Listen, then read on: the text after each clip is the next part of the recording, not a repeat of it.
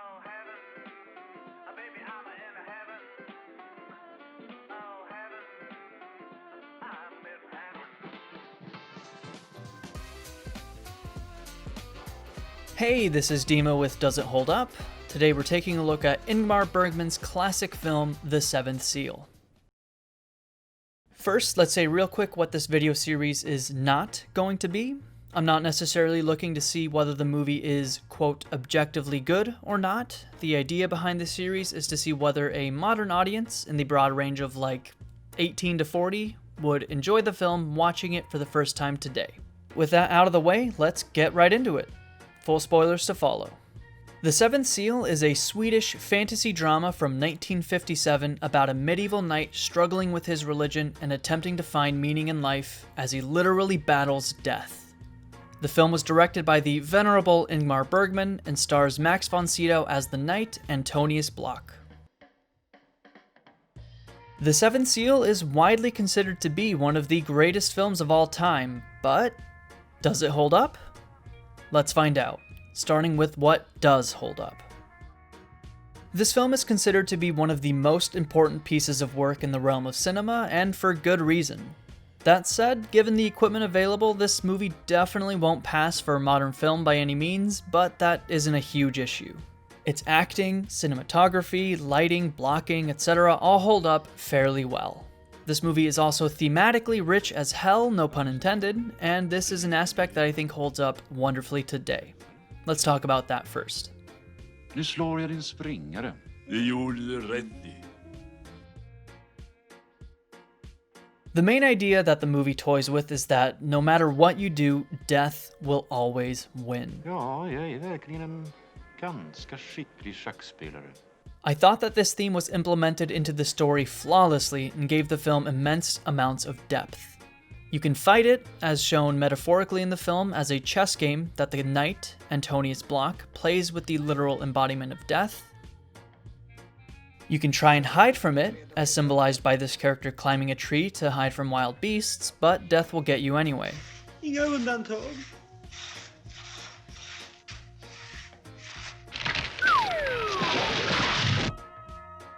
You could even try to literally cheat death, as seen here, but no matter what, death will remember. Jag har glömt hur pjäserna stod. Men jag har inte glömt. Så lätt ska du inte slippa undan.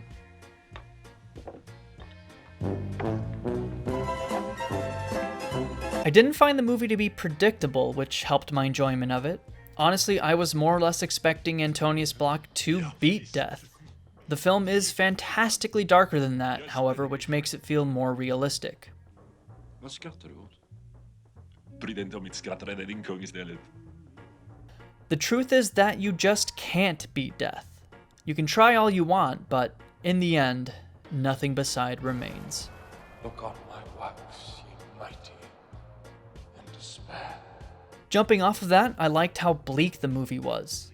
There's a time and place for the good guys to win against adversity, but it won't always happen, and when your enemy is literally death, you shouldn't win. There is a silver lining, and it comes with the family managing to, certainly temporarily, escape death's clutches, having been distracted by the knight. Inte kan man det. Vi måste få cirka. De är så upptagna av sitt spel. Om vi ens har helt tyst märker de oss inte.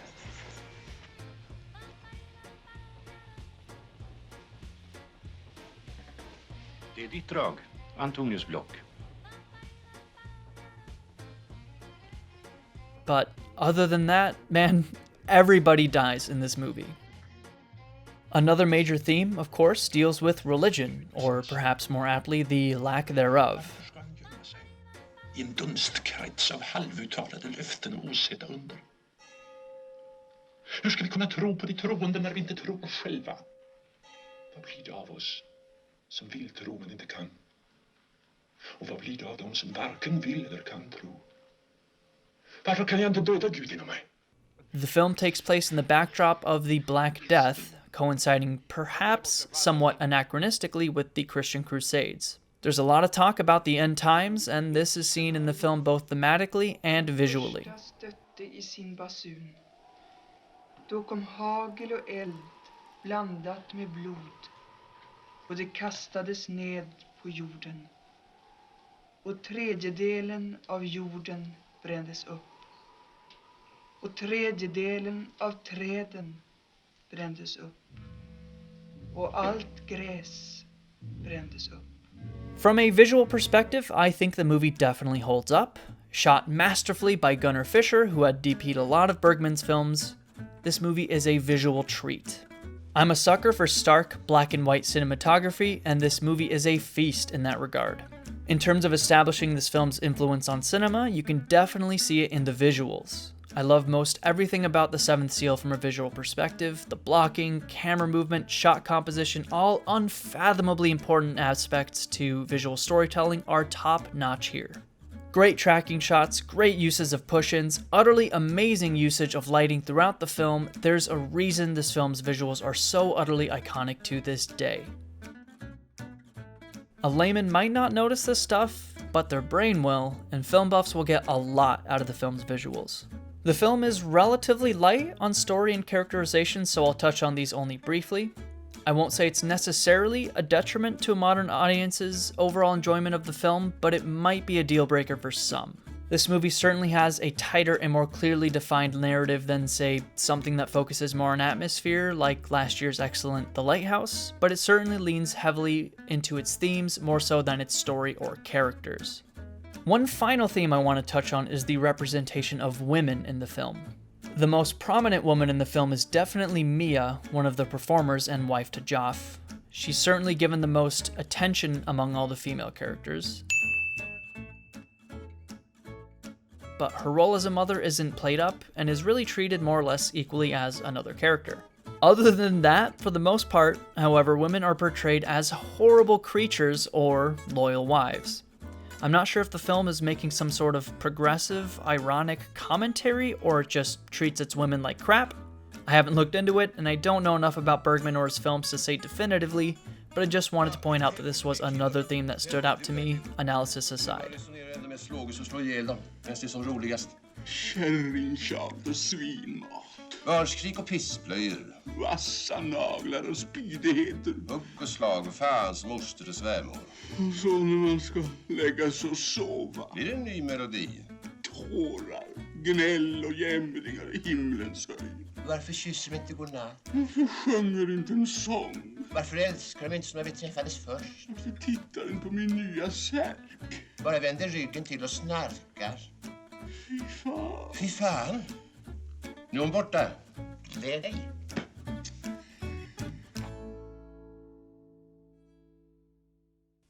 Detta jävla undergångssnack. Ska vara föda på moderna människor. Fordrar de verkligen att vi ska ta dem på allvar? Ja, nu flinar du åt mig, herre. Tillåt mig påpeka att jag läst, hört, upplevat de flesta sagorna vi människor berättar för er. Ja. Till och med spökhistorierna om Gud fader, änglarna, Jesus Kristus och den heliga ande har inhämtat utan större sinnesrörelser. I would say that the film leans so heavily into its themes that the literal interpretation of the events in the film don't matter, really.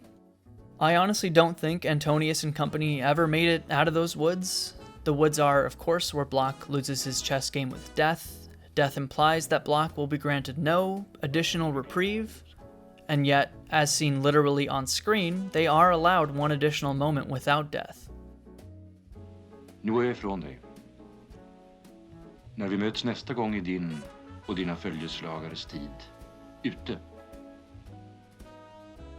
They do get to his house, and his wife is standing there, all alone, in a stark, empty room, adding a seemingly final log to an already roaring fire. She explains how everyone else in their village had left due to the plague. I read this as she had thus likely succumbed to the plague at some point in those 10 years, again implying that what we were seeing wasn't meant to be literal. Känner du inte längre igen mig? As they have their Last Supper, which, hey, more Christian themes, Death walks in to usher them away. The final images in the movie are truly haunting to me, genuinely unnerving. I'm far from a religious person myself, but something about the way the final scenes were shot, followed by Death ushering our heroes up the hill, depicting the classic dance of death, brought a chill to my bones. I know I discussed the photography already, but damn if this is not a great looking movie. To cap my point here, the film focused more on its themes than it does on any sort of literal narrative or characterization, which isn't a detriment, and I think the film is better because of it, but that might be a place where certain viewers might have issues with, which leads me to the next chapter of this video: what doesn't hold up? Let's start with this. The movie is fucking boring. Seriously, while watching this movie, I found myself bored several times throughout its only 96-minute runtime. I really think this could make or break the movie for a lot of modern viewers. Not that every movie needs to be Transformers 3, but as a general statement, I think the slow-moving nature of the film will put off a lot of modern audience members. I like a good slow burn, and I hate to say it, but there are parts of this movie that even I found myself to be unengaged and somewhat bored with.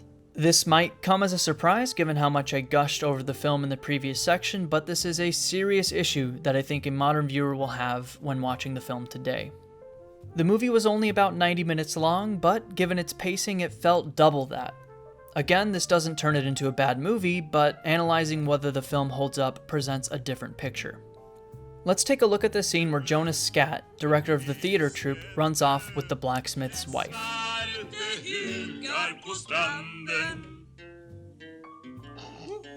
Like, I sort of like this scene in general and how the music punctuates the scene, but I can't for the life of me figure out why it was shot the way it was, why it goes on for as long as it does, and why this seemingly minor aspect is given the attention that it has.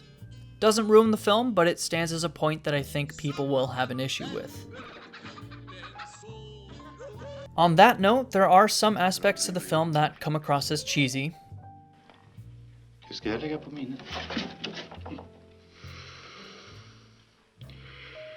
A lot of this has to do with the budgetary restrictions, sure, but they're worth mentioning, especially if we're analyzing whether the film holds up today.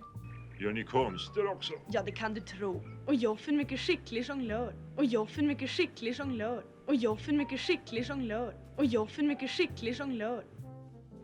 The costumes look like they'd pass for an off-Broadway theater show, but not much else. Compared to the stuff we see today, the movie definitely doesn't hold up in that regard. Again, I 100% understand why. I'm just pointing it out. Don't shoot the messenger. It's such a small issue that that's as much as I'm going to say about it. What else? I mean, the film is in Swedish. So if you can't read, like some people, the film might not be for you. But out of everybody in the United States of the motherfucking America, how many people actually fucking seen Parasite? I don't know what Parasite is. I don't give a shit about Parasite. But I think that's it, really. This is an old movie, no skirting around that, and that's just going to be an insurmountable issue for a lot of people. But I think most relatively smart people who have a solid attention span, who are interested in movies that are rich in their themes and look great, will find a lot to enjoy. Someone who needs really strong characters or a tight narrative might have some issues with the film overall, but that could apply to any movie from any era, really, so I can't in good conscience factor that in. So, with all of that said, does this movie hold up? Yes! As a whole, I would say that Bergman's classic, The Seventh Seal, holds up today. Again, I'm not trying to say that this could pass for a modern movie, quite the contrary, as I discussed in the previous section, but as a whole, I think viewers will really appreciate its themes and its cinematography, which are certainly the film's strongest points, and I feel carry it to a 70-30 yes. Stillheten är skymning. Skål med smultron. Skål med mjölk. Era ansikten i kvällsljuset. Mikael som ligger och sover. Joff med sitt strängaspel. Jag ska försöka komma ihåg vad vi talat om. Och jag ska bära det här minnet mellan mina händer. Lika försiktigt som vore det en skål breddfylld med nymjölkad mjölk. What do you think of The Seventh Seal? Do you feel as though it holds up well today? Let me know in the comments. And be sure to check out doesitholdup.com for more reviews on classic movies and video games. Thanks for watching.